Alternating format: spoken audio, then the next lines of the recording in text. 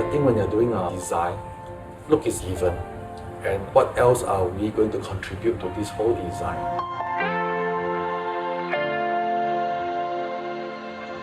It's a vision to bring a certain harmony to the whole space on how people live their life. And from there, we expand into how things will look.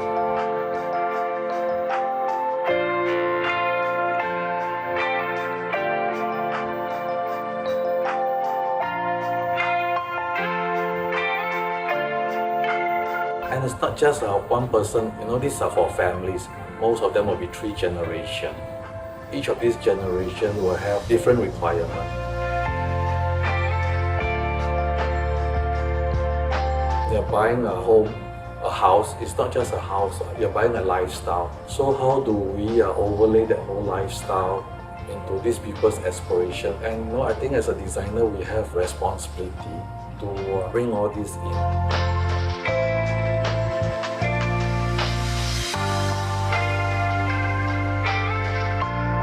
I walk around Embassy Springs, all the flowering trees, you see little nests coming about. There's a lot of activity out here. So you can spend a whole day just walking around, observing tiny birds and what we've built as a complete ecosystem out here.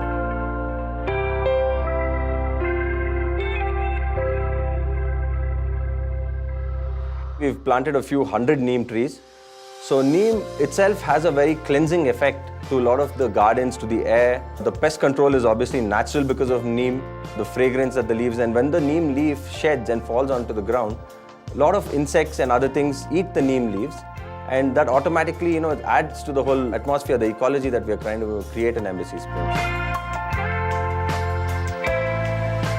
Different parks have different signature trees. So we've used lime, we've used chiku, we've used mango, we've used oranges in some. So it's something special, right? To wake up in the morning, go out for a lovely walk in these parks, pluck a fruit out of the tree, have it fresh right there. It adds to the whole atmosphere, the ambience of living in a community like this. It's something that the whole community's well-being is thought out carefully. And I wish in the next few years, there's going to be a lot more people, a lot more activity, and a lot more eyes to enjoy this beauty out here.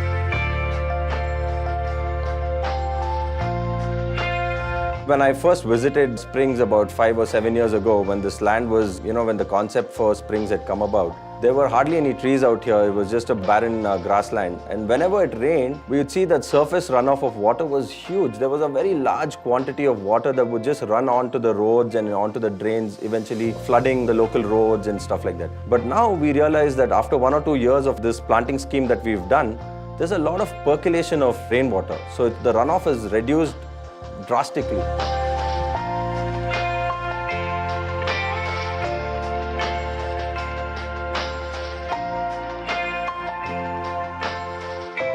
The idea is to learn from nature and to learn from history.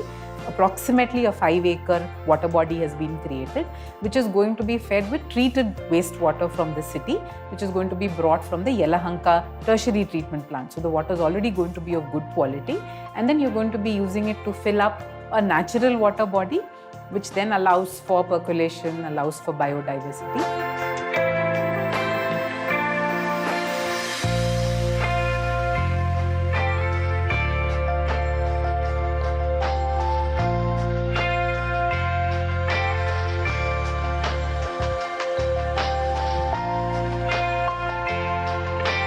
So it has to be visually impactful, ecologically responsible, so that you could use it and enjoy it for many years to come.